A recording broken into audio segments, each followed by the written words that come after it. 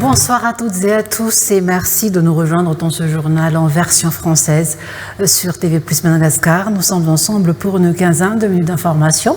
Alors je vous invite à suivre notre édition jusqu'à son terme. Mais avant cela, je vous propose de suivre nos titres. Andry Rajoelina, président de la République, soutient et accompagne les familles des victimes de l'anniversaire noir d'Ambomalaz. En effet, le chef de l'État avait reçu personnellement toutes les familles des victimes qui ont perdu enfants, parents, époux et épouses lors de cette affaire d'Ambomalaz. Un total de 1102 tortues découpées et fumées ainsi que 20 tortues vivantes ont été saisies par la DRED, Direction régionale de l'environnement et du développement durable d'Andjouy le 5 août 2025, dans le Foktan d'Ambouvenaive, dans le district de Tioumbe.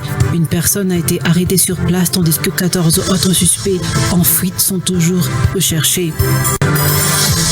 Les deux prochaines rencontres de qualification pour la Coupe du Monde 2026, prévues en septembre, ne se dérouleront pas au stade Barria de Mamas. D'après la Fédération malgache de football, elles pourraient être organisées en Afrique du Sud ou au Maroc en raison de l'indisponibilité du stade actuellement en travaux pour la rénovation de sa pelouse. À 25 ans, le Suédois Armand Duplantis continue à construire sa légende au saut à la perche, concours après concours, en signant mardi à Budapest un 13e record du monde de la spécialité, porté à 6,29 mètres. Andry Rajoelina, président de la République, soutient et accompagne les familles des victimes de l'anniversaire noir d'Ambomalaz. En effet, le chef de l'État avait reçu personnellement toutes les familles des victimes qui ont perdu enfants, parents, époux ou épouses lors de cette affaire d'Ambomalaz. Une commission spéciale sera mise en place au sein de la présidence pour accompagner les familles des victimes psychologiquement ou selon leurs besoins, au cas par cas. Les familles ne seront pas seules face à ce drame et la justice sera rendue dans cette affaire selon Andry Rajoelina face aux familles ce jour. Reportage de Tiavanadoni et d'Yves Rassata. Ils sont 34 personnes à ce jour à avoir perdu leur vie suite à l'anniversaire noir d'Ambomalaz qui a été célébré à la mi-juin de cette année. Jusqu'à maintenant, les familles des victimes de l'empoisonnement d'Ambomalaz ne cessent de déplorer la perte des personnes qui leur sont chères. Dans la matinée, au Palais Diavelou, Andry Rajoelina, président de la République, avait personnellement invité les familles des victimes. La mère de Numban, dont la perte avait beaucoup ému l'opinion publique, avait été notamment présente, habillée en noir, comme pour partager le deuil des familles. Dès le début de son discours, le chef de l'État et père de la nation a retiré ses condoléances aux familles. Je vous ai invité ce jour pour vous témoigner, mon épouse et moi-même, notre solidarité face à ce drame, selon le numéro 1 du pays. Une invitation qui nous a agréablement surpris, selon les familles des victimes. En effet, selon la mère Tainara Mayer, une des victimes de l'empoisonnement survenu pendant l'anniversaire de Fenoise, ils attendaient depuis longtemps cette rencontre avec le président Andry Rajoelina. En effet, les familles des victimes attendaient de cette rencontre plus de révélations sur l'affaire Ambomalaz. Le chef de l'État avait donc retiré un poids énorme des épaules des familles des victimes, car la rencontre de ce jour a été l'occasion d'un partage d'informations quant à l'avancement de l'enquête sur l'affaire Ambomalaz. Le locataire Diavelou a expliqué qu'il suit de près l'évolution de cette affaire. Et dans son discours, le président Rajoelina de persister et de signer que la justice sera impérativement rendue dans cette affaire. La vérité triomphe toujours et tous les responsables impliqués dans cette affaire n'en sortiront pas sans subir les conséquences de leurs actes. Ils subiront le châtiment qu'ils méritent, selon le président. Le but de la rencontre de ce jour a également été, pour l'État, de montrer son soutien et son accompagnement aux familles des victimes. Je vous ai également invité pour vous écouter, selon Ange Razouel. Les familles des victimes ne sont pas seules face à ce drame, avait répété le président de la République. Bien qu'aucun de nous, ni vous ni moi, ne soit responsable direct du drame, nous allons y faire face ensemble, selon les mots du président. Dès le début du drame, l'État avait été omniprésent aux côtés des victimes et des familles des victimes de l'empoisonnement. Le président Razouel avait ordonné à l'hôpital La Chiera de prendre en charge sans hésitation toutes les personnes victimes de l'empoisonnement, avait rappelé Ange Razouel. Le couple présidentiel avait présenté ses condoléances et avait fait le nécessaire pour toutes les familles qui ont perdu des enfants, des époux ou des épouses. Aujourd'hui, le régime Razouel accompagne et soutient directement les familles des victimes qui ont tout perdu. En effet, certaines personnes se sont retrouvées orphelines du jour au lendemain, tandis que d'autres ont complètement perdu espoir en ayant perdu leurs enfants. D'autres encore ont sombré dans la dépression.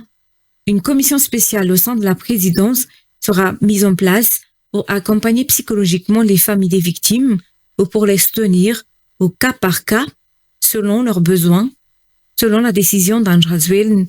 D'ailleurs, chaque famille de victimes avait pu évoquer son cas lors de cette rencontre.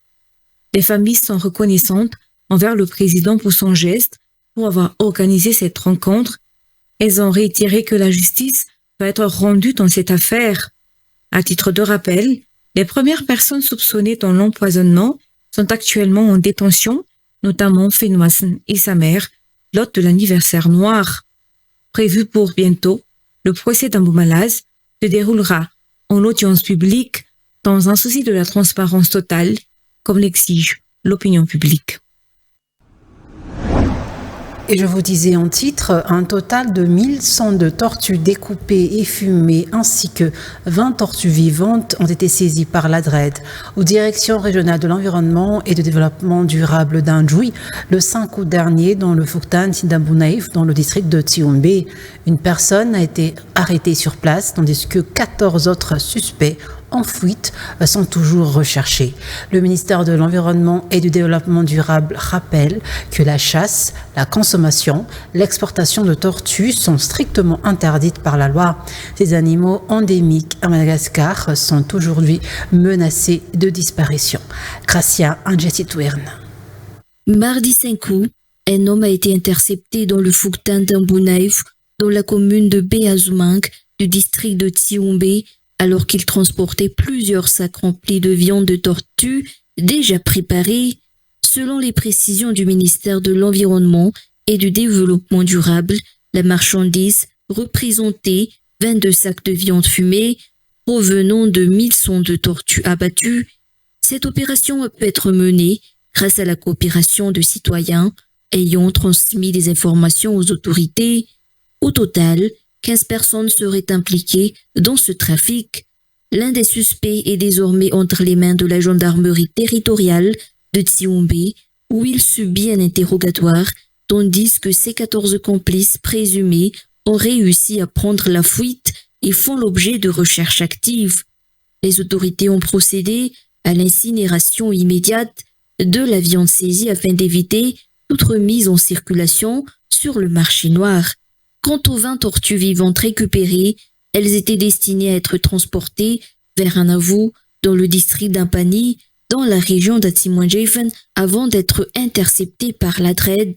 Le ministère réitère son appel à la vigilance et à la collaboration des citoyens pour signaler toute activité suspecte liée aux espèces protégées.